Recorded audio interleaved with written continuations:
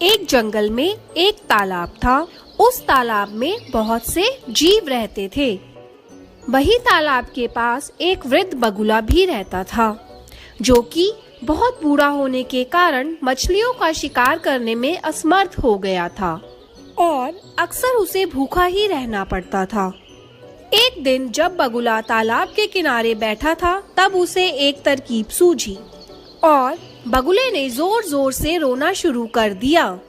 बगुले को रोता देख एक केकड़ा तालाब से बाहर आया और बगुले से पूछा, क्या हो गया है बगले, क्यों रो रहा है पगले तू? ए केकड़ा भाई, मैंने एक आकाशवाणी सुनी है कि इस तालाब का पानी जल्द ही सूख जाएगा और यहाँ के सभी जीव मर जाएंगे। बस इसीलिए मेरी आंखों में आंसू है और अम्मी जान कहती थी कि हो सके तो किसी का भला कर दो। अच्छा है।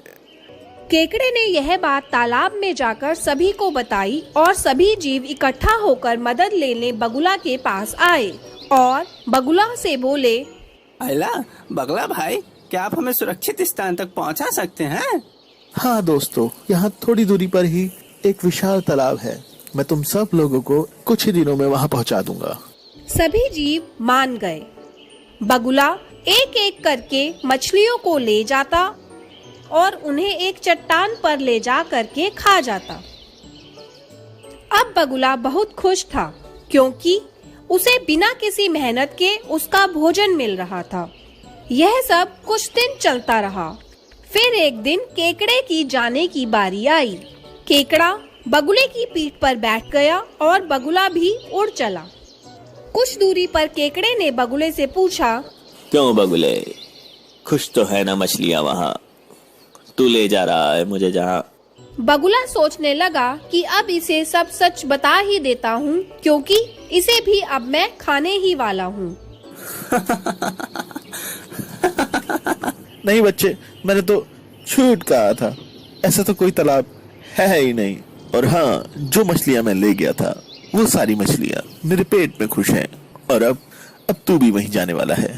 केकड़े ने सोचा, यदि यह दुष्ट बगुला जीवित रहा तो उसका और तालाब के सभी जीवों का जीवन संकट में आ जाएगा। यह सोचकर केकड़े ने अपने तेज पंजे बगुले की गर्दन में गाड़ दिए। ये तूने अच्छा नहीं किया बगुले, अब मरेगा बगुला।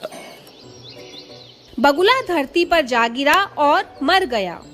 बहुत फड़फड़ा रहा था, जान बचाएगा सबकी। केकड़े ने यह सारी बात वापस तालाब पर जाकर सभी जीवों को बताई। सभी जीवों ने समझदार केकड़े की प्रशंसा की और उसका धन्यवाद किया।